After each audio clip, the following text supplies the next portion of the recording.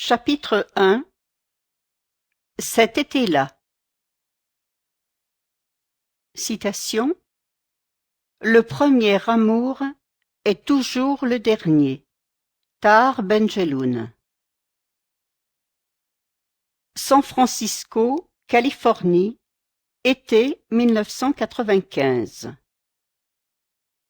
Gabrielle a 20 ans. Elle est américaine, étudiante en 3e année à l'université de Berkeley. Cet été-là, elle porte souvent un jean clair, un chemisier blanc et un blouson de cuir cintré. Ses longs cheveux lisses et ses yeux verts pailletés d'or la font ressembler aux photos de Françoise Hardy, prises par Jean-Marie Perrier dans les années 1960. Cet été-là, elle partage ses journées entre la bibliothèque du campus et son activité de pompier volontaire à la caserne de California Street. Cet été-là, elle va vivre son premier grand amour. Martin a 21 ans. Il est français, vient de réussir sa licence de droit à la Sorbonne. Cet été-là, il est parti aux États-Unis en solitaire pour perfectionner son anglais et découvrir le pays de l'intérieur. Comme il n'a pas un sou en poche, il enchaîne les petits boulots, travaillant plus de 70 heures par semaine. Serveur, vendeur de crème glacée, jardinier. Cet été-là, ses cheveux noirs mi-longs lui donnent des airs d'Al Pacino à ses débuts.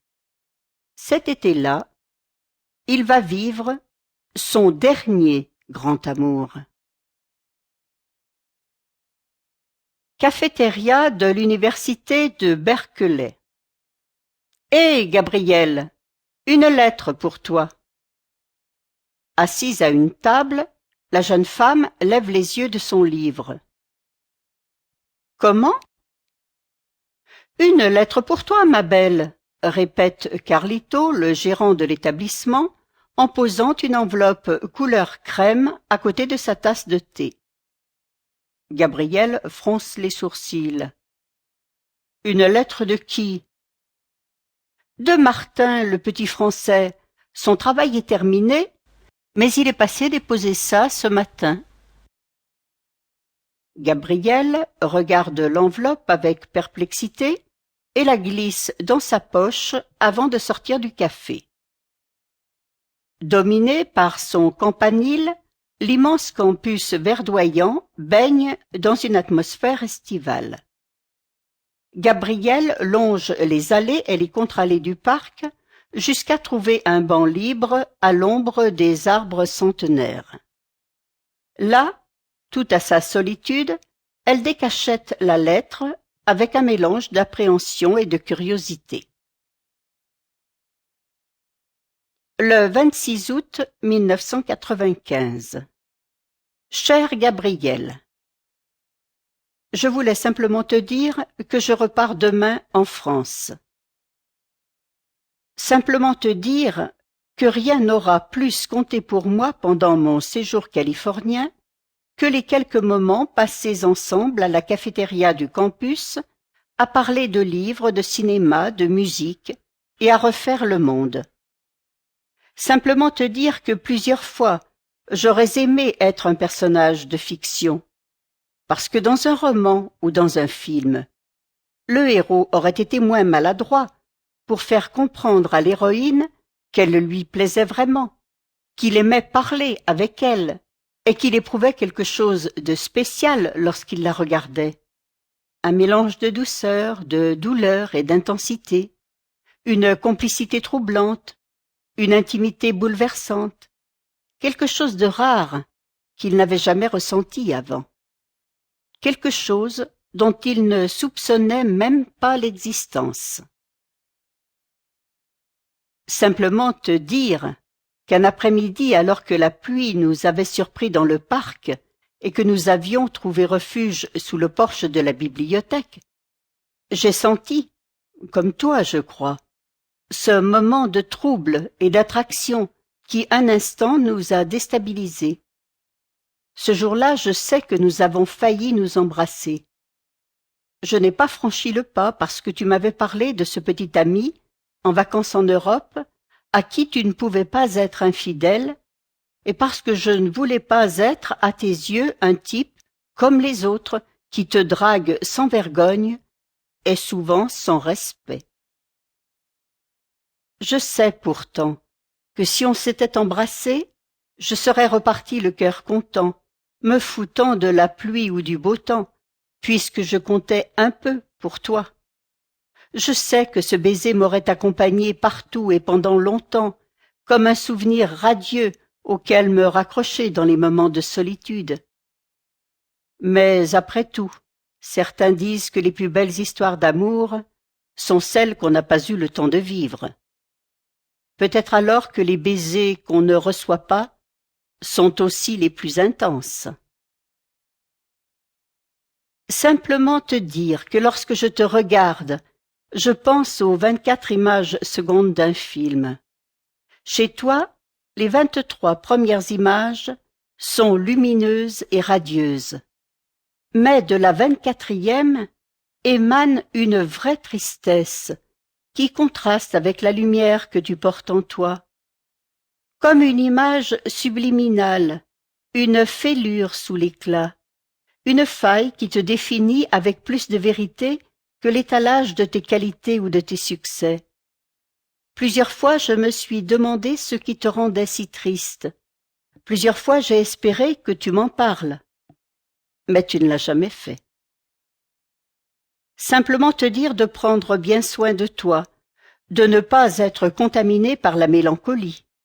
Simplement te dire de ne pas laisser triompher la 24e image, de ne pas laisser trop souvent le démon prendre le pas sur l'ange. Simplement te dire que moi aussi, je t'ai trouvé magnifique et solaire. Mais ça, on te le répète 50 fois par jour, ce qui fait finalement de moi un type comme les autres. Simplement te dire, enfin, que je ne t'oublierai jamais. Martin. Gabrielle lève la tête. Son cœur s'est emballé, car elle ne s'attendait pas à ça. Dès les premières lignes, elle a compris que cette lettre était spéciale. Cette histoire, elle la connaît bien sûr, mais pas exactement sous cet angle. Elle regarde autour d'elle, de peur que son visage ne trahisse son émotion. Lorsqu'elle sent les larmes lui monter aux yeux, elle quitte le campus et prend le métro souterrain pour rejoindre le cœur de San Francisco. Elle avait prévu de rester travailler plus longtemps à la bibliothèque, mais elle sait qu'à présent elle en sera incapable. Assise sur son siège, son esprit vacille entre l'étonnement suscité par la lettre de Martin et le plaisir douloureux qu'elle a pris à la lire. Ce n'est pas tous les jours que quelqu'un lui consacre ce genre d'attention. Pas tous les jours non plus qu'on s'attarde davantage sur sa personnalité que sur le reste. Tout le monde la croit forte, sociable, alors qu'elle est fragile et un peu perdue dans ses contradictions de jeune femme. Des gens qui la connaissent depuis des années ignorent tout de ses tourments, alors que lui a su lire en elle et a tout compris en quelques semaines. Cet été-là, la chaleur a écrasé la côte californienne, n'épargnant pas San Francisco malgré son microclimat. Dans le wagon, les voyageurs semblent éteints, comme assommés par la torpeur estivale. Mais Gabrielle n'est pas avec eux. Elle est subitement devenue une héroïne médiévale plongée dans une époque chevaleresque. Une époque où l'amour courtois fait ses premières apparitions. Chrétien de Troyes vient de lui envoyer une missive et il est bien décidé à transformer l'amitié qu'elle a pour lui. Elle lit et relit sa lettre qui lui fait du bien, qui lui fait du mal. Non, Martin Beaumont, tu n'es pas un mec comme les autres. Elle lit et relit sa lettre qui la laisse heureuse, désespérée, indécise. Si indécise qu'elle en oublie de descendre à sa station. Un arrêt de train en plus à parcourir dans la chaleur pour rentrer chez elle. Bravo l'héroïne! Well done! Le lendemain, 9 heures du matin, aéroport San Francisco, SFO. Il pleut. Encore mal réveillé, Martin écrase un bâillement et serre la barre de l'autobus à la suspension fatiguée qui tangue dans un virage. Il porte sur ses épaules un manteau en moleskine, un jean troué, des baskets usées et un t-shirt à l'effigie d'un groupe de rock. Cet été-là, tous les jeunes ont quelque chose de Kurt Cobain. Dans sa tête, les souvenirs de ces 2 mois passés aux États-Unis se bousculent. Il en a pris plein les yeux et plein le cœur. La Californie l'a emmené tellement loin d'Évry et de la banlieue parisienne. Au début de l'été, il envisageait de passer le concours d'officier de police, mais ce séjour aux allures de rite de passage a tout changé. Le petit banlieusard a pris confiance en lui dans ce pays où la vie est aussi dure qu'ailleurs, mais où les gens ont gardé l'espoir et l'ambition de réaliser leurs rêves. Et son rêve à lui, c'est d'écrire des histoires. Des histoires qui toucheraient les gens. Des histoires de personnes ordinaires, à qui il arriverait des choses extraordinaires. Parce que la réalité ne lui suffit pas, et parce que la fiction a toujours été présente dans sa vie. Depuis tout petit, ses héros préférés l'ont si souvent sorti de ses souffrances, consolé de ses déceptions et de ses chagrins. Ils ont alimenté son imaginaire, affiné ses émotions, pour lui faire voir la vie à travers un prisme qui la rende acceptable. La navette, en provenance de Powell Street, déverse les voyageurs devant le terminal international. Dans la bousculade, Martin attrape sa guitare sur le porte-bagages. Chargé comme un mulet, il sort le dernier de l'autobus, fouille dans sa poche pour mettre la main sur son billet et le nez en l'air essaye de se repérer dans ce dédale urbain. Il ne la voit pas tout de suite. Elle a garé sa voiture en double file, moteur allumé. Gabrielle. Elle est trempée de pluie. Elle a froid. Elle tremble un peu. Elles se reconnaissent. Elles courent l'un vers l'autre. Ils s'étreignent, le cœur battant comme on fait la première fois lorsqu'on y croit encore. Puis elle sourit et le provoque. Alors, Martin Beaumont, tu penses vraiment que les baisers qu'on ne reçoit pas sont les plus intenses? Et ils s'embrassent. Leurs bouches se cherchent, leurs souffles se mêlent, leurs cheveux mouillés s'en mêlent. Il a la main sur sa nuque, elle a la sienne sur sa joue. Dans l'urgence, ils échangent quelques mots d'amour maladroits. Elle lui demande « Reste encore. » Reste encore. Il ne le sait pas, mais il ne connaîtra rien de mieux dans sa vie. Rien de plus pur, de plus lumineux ou de plus intense que les yeux verts de Gabrielle qui brillent sous la pluie le matin de cet été-là. Et que sa voix qui l'implore. Reste encore. San Francisco, 28 août, 7 septembre 1995. En payant un supplément de $100, Martin a pu reculer la date de son départ. Une somme qui va lui permettre de vivre les 10 jours les plus importants de sa vie. Il s'aime. Dans les librairies des rues de Berkeley, où plane encore un parfum de bohème. Dans un cinéma de Red Street, où il ne voit pas grand-chose du film Leaving Las Vegas, tellement ils se perdent en baisers et en caresses. Dans un petit restaurant devant un énorme hamburger hawaïen à l'ananas et une bouteille de Sonoma. Ils s'aiment. Ils font les imbéciles. Ils jouent comme des gosses, se tiennent fort la main en courant le long de la plage. Ils s'aiment. Dans une chambre universitaire, où il improvise pour elle sur sa guitare une version inédite de la valse à 1000 temps de Jacques Brel.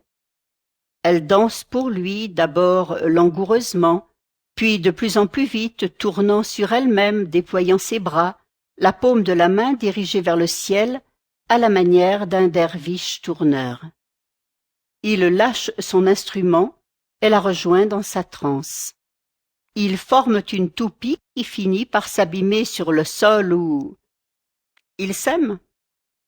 Ils volent, ils flottent, ils sont dieux, ils sont anges, ils sont seuls. Autour d'eux, le monde s'efface et se réduit au simple décor d'un théâtre dont ils sont les uniques acteurs.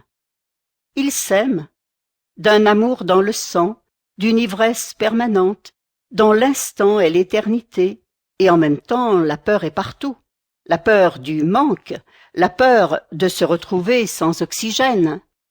C'est l'évidence et la confusion. C'est à la fois la foudre et l'anéantissement, le plus beau des printemps, l'orage le plus violent. Et pourtant, ils s'aiment. Elle l'aime, au milieu de la nuit, dans sa voiture qu'elle a garée sur un parking de Tenderloin, le quartier chaud de la ville. L'autoradio vibre au son du gangsta rap et de Smells Like Teen Spirit. C'est le kiff du danger, le corps de l'autre qui ondoie au milieu du balai des phares, avec la menace de se faire attaquer par les gangs ou surprendre par les flics. Cette fois, ce n'est pas un amour bouquet de roses, un amour petit mot doux. C'est un amour fer rouge, où l'on arrache plus qu'on ne donne. Cette nuit, entre eux, c'est le shoot, c'est le fixe, c'est le flash du drogué. Elle veut lui montrer cette face d'elle-même, ce truc moins lisse derrière l'image romantique. La faille, la 24e image. Elle veut voir s'il va la suivre sur ce terrain ou la laisser en route. Cette nuit, elle n'est plus son amoureuse, elle est son amante. Because the night belongs to lovers, because the night belongs to us. Il l'aime, tout en douceur, sur la plage, au petit matin. Elle s'est endormie sur son manteau, il a posé la tête sur son ventre. Deux jeunes amants enveloppés dans le vent tiède, sous la lumière rose d'un ciel californien.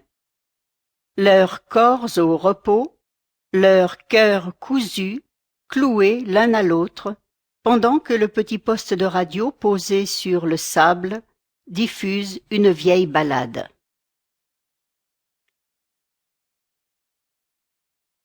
8 septembre 1995, 9 heures du matin. Aéroport San Francisco, SFO. Fin du rêve. Ils se tiennent dans le hall de l'aéroport, au milieu de la foule et du bruit. La réalité a fini par remporter son match sur l'illusion d'un amour hors du temps. Et c'est brutal. Et ça fait mal. Martin cherche le regard de Gabrielle. Ce matin, les paillettes d'or ont disparu de ses yeux.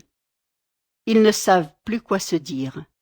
Alors ils s'étreignent, ils s'agrippent l'un à l'autre, chacun essayant de trouver dans l'autre la force qui lui manque.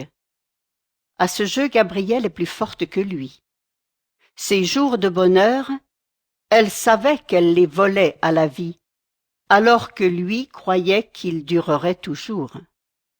Pourtant, c'est elle qui a froid. Alors il enlève son manteau en moleskine et le pose sur ses épaules. D'abord, elle le refuse, genre « je suis une dure », genre « même pas mal ». Mais il insiste parce qu'il voit bien qu'elle tremble. À son tour, elle détache de son cou sa chaîne en argent, d'où pend une petite croix du Sud.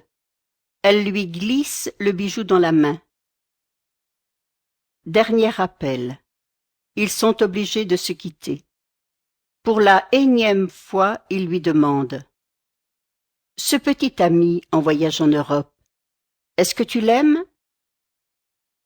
Mais comme toujours, elle lui met un doigt sur la bouche et baisse les yeux.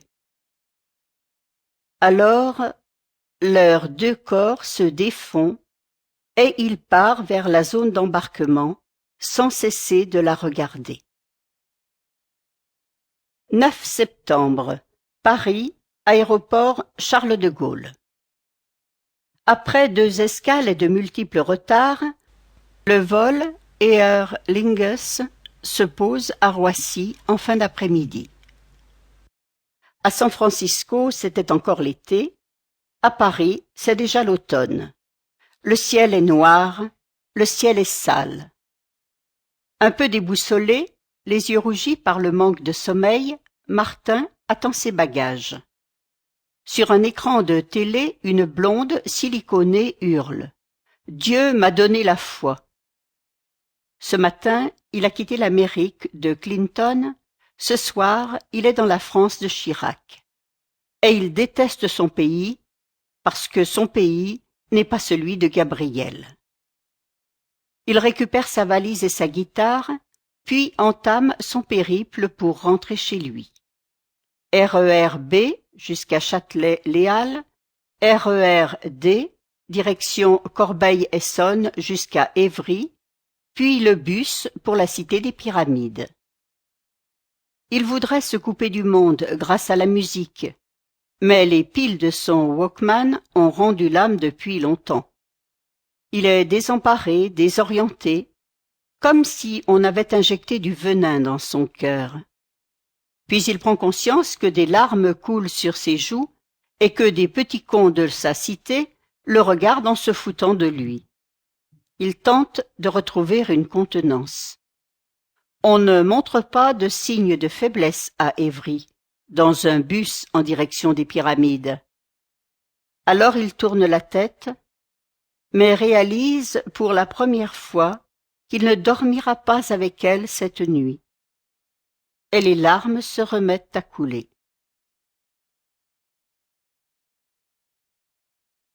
Minuit.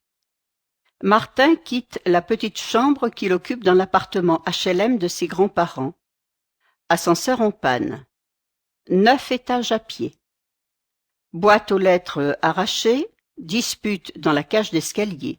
Ici, rien n'a changé. Il cherche pendant une demi-heure une cabine téléphonique qui ne soit pas saccagée, glisse dans la fente sa carte de 50 unités et compose un numéro transatlantique. À 12 000 kilomètres de là, il est 12h30 à San Francisco. Le téléphone sonne dans la cafétéria du campus de Berkeley. 49, 48, 47. Le ventre noué, il ferme les yeux et dit simplement « C'est moi, Gabrielle, fidèle à notre rendez-vous de midi. » D'abord elle rit parce qu'elle est surprise et parce qu'elle est heureuse, puis elle éclate en sanglots parce que c'est trop dur de ne plus être ensemble. 38, 37, 36.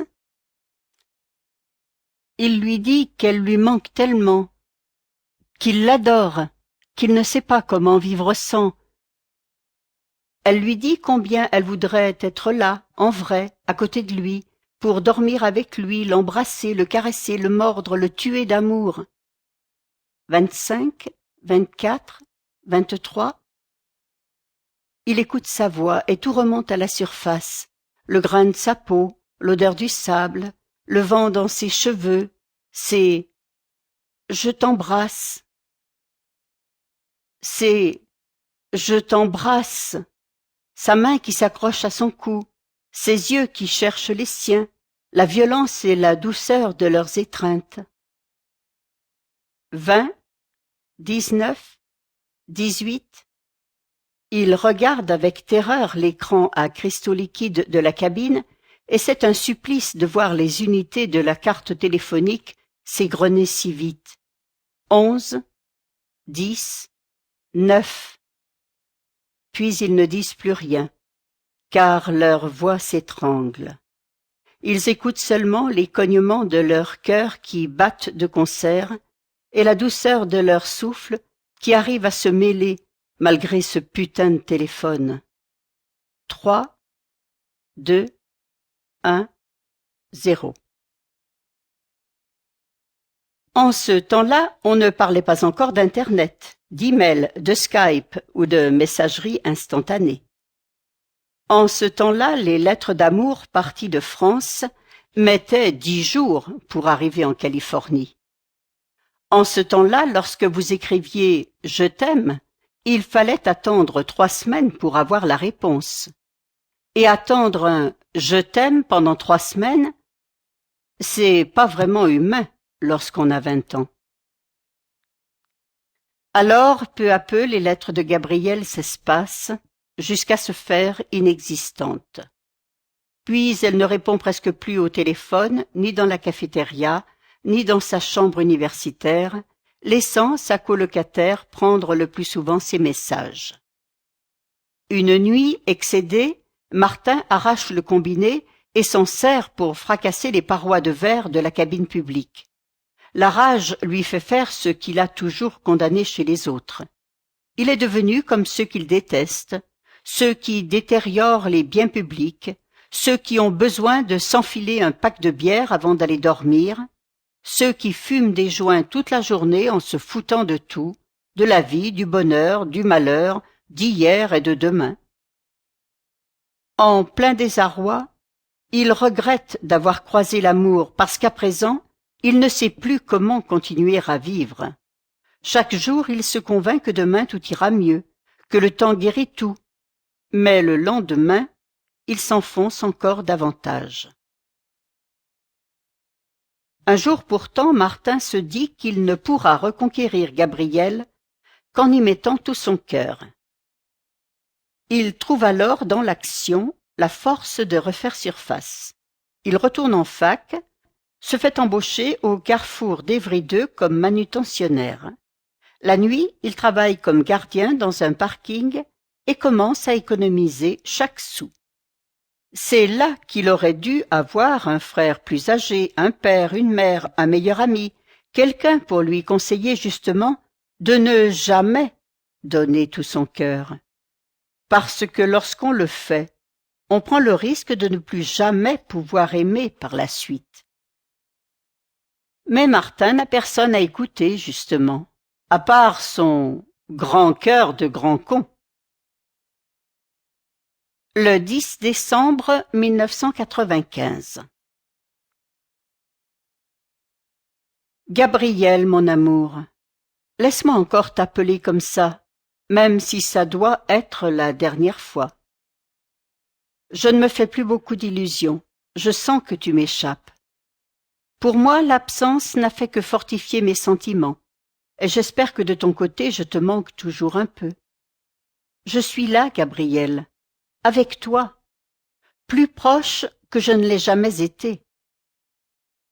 Pour l'instant, nous sommes comme 2 personnes qui s'adressent des signes, chacune sur la rive opposée d'un fleuve.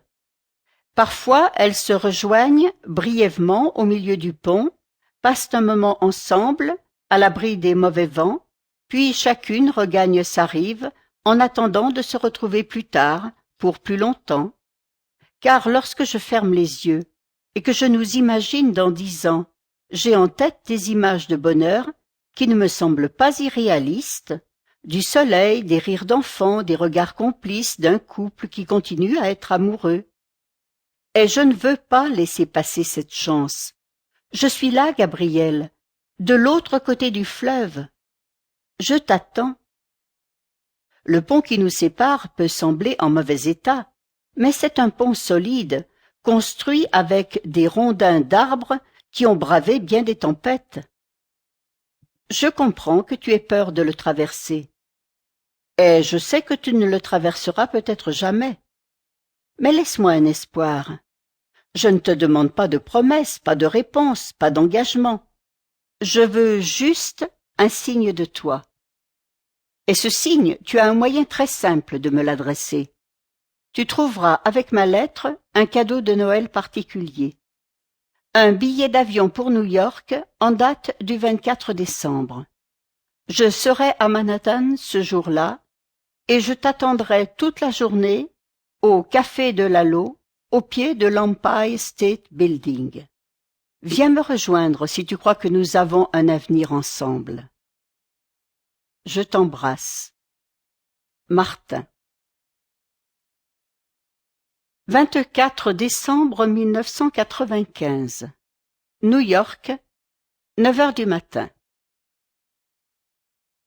Les pas de Martin crissent sur la neige fraîche. Il fait un froid polaire, mais le ciel est d'un bleu limpide, à peine troublé par un souffle de vent qui fait virevolter quelques flocons.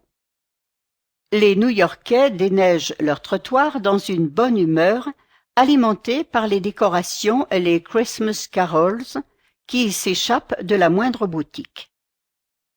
Martin pousse la porte du café de Lalo.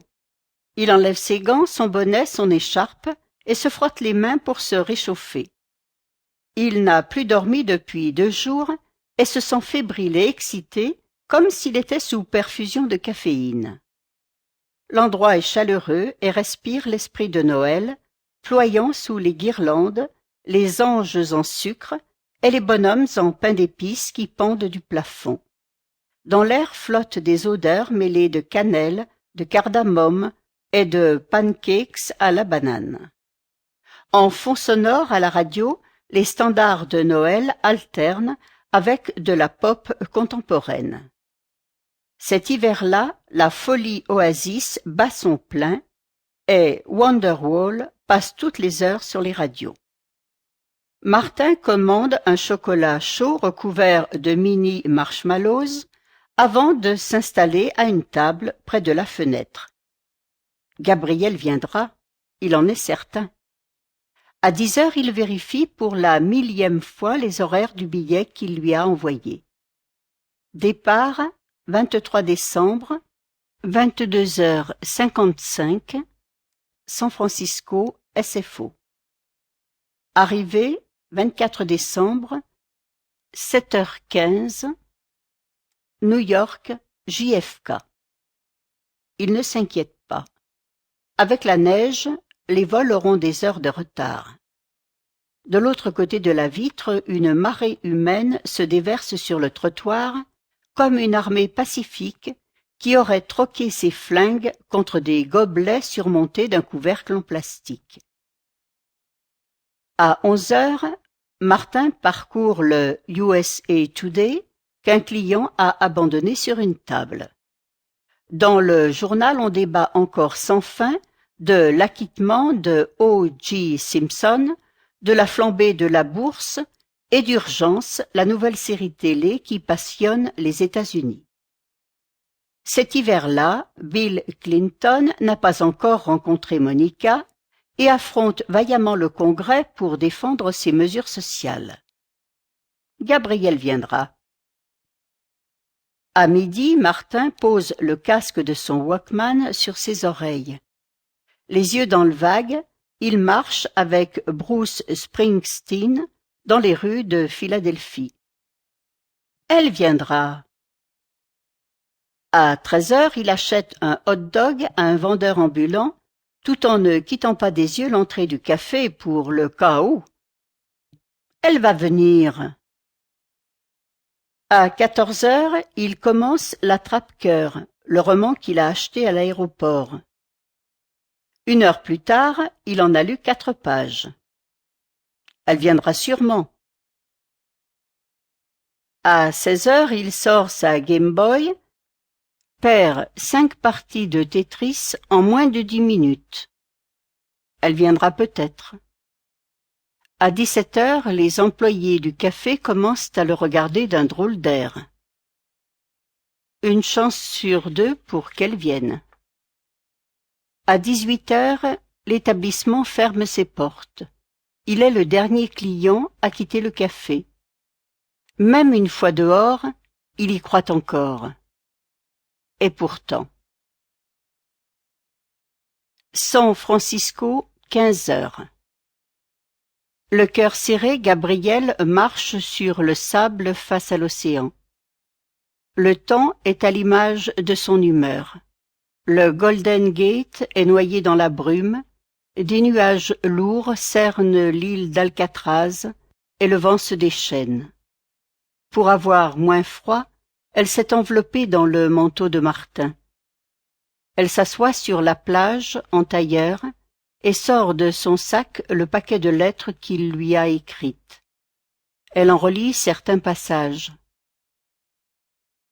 Penser à toi fait battre mon cœur plus vite. Je voudrais que tu sois là, au milieu de ma nuit. Je voudrais fermer les yeux et les rouvrir sur toi. Elle sort d'une enveloppe les petits cadeaux qu'il lui a envoyés. Un trèfle à 4 feuilles, un Edelweiss, une vieille photo en noir et blanc de Jean Seberg et de Belmondo dans À bout de souffle. Elle sait bien qu'il se passe quelque chose de rare entre eux, un lien très fort qu'elle n'est pas certaine de retrouver un jour. Elle l'imagine en train de l'attendre à New York, dans ce café où il lui a donné rendez-vous. Elle l'imagine et elle pleure. À New York, le café a fermé depuis une demi-heure, mais Martin attend toujours, figé et frigorifié. À ce moment-là, il ne sait rien des vrais sentiments de Gabrielle. Il ne sait pas combien leur relation lui a fait du bien, combien elle en avait besoin, combien elle se sentait perdue et éparpillée avant lui. Il ne sait pas qu'il l'a empêché de perdre pied à un moment délicat de sa vie. La pluie commence à tomber sur le sable de San Francisco.